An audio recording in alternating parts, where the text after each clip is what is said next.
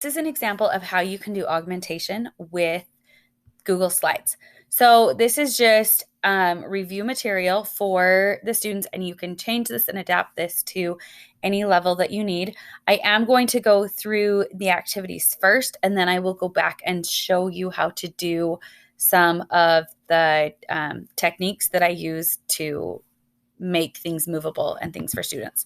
So this first one, they are going to be dragging the pieces over here on the side to create the number 637. So I will be dragging these pieces over here to show how to create. So each one is draggable, and there is about 10 of each one. So it seems to be a clone, and I will come back and show you how to do that part later. Obviously, this is not the answer, but that's just give you an idea of what the students are going to do.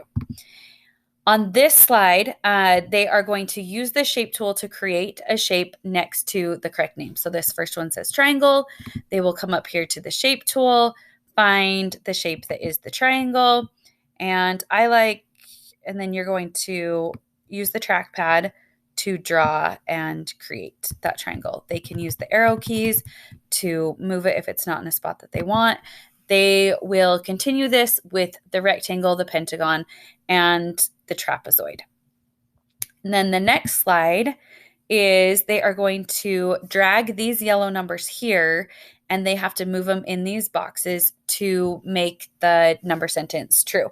So if they put the 1, they want to drag the 1 over here, then that equals 8.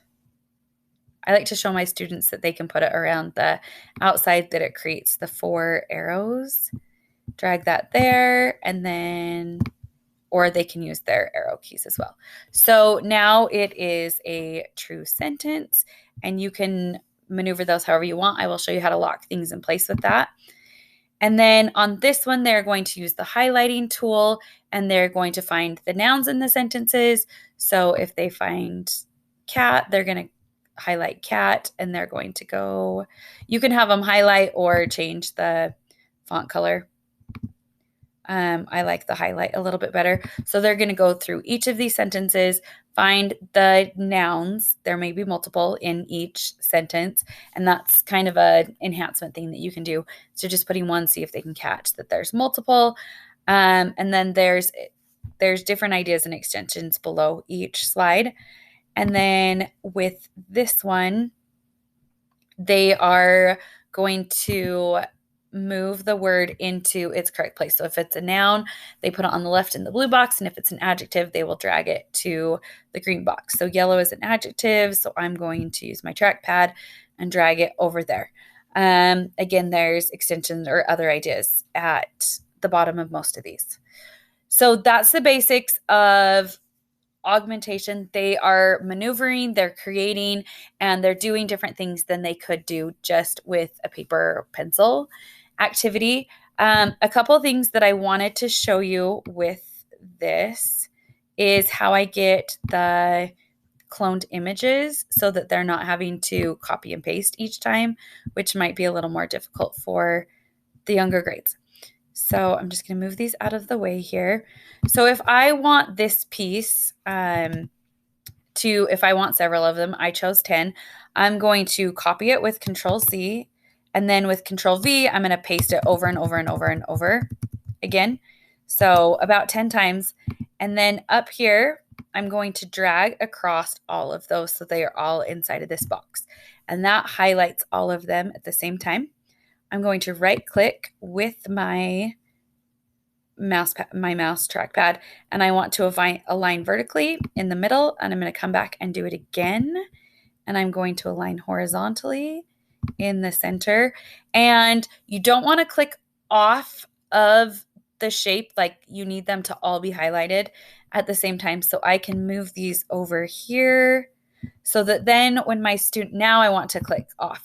So now when I click, they are just all stacked directly on top of each other, making it seem as though I have an infinite clone. Sometimes my students have run out, and then I teach them to copy paste. It's a good thing to teach them anyway, but that pretend infinite clone is a great tool as well. Another thing that I want to show you is in this picture, I left it editable for all of you. And so they technically could move these green numbers.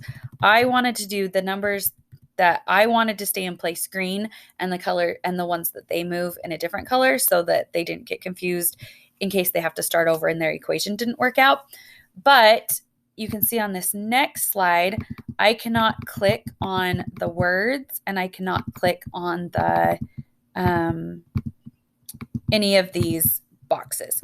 So to show you how I did that, I changed and I made this more than just a background image. I made it part of the template. So if I go up here and I have these yellow numbers, I'm going to put them over here really quick.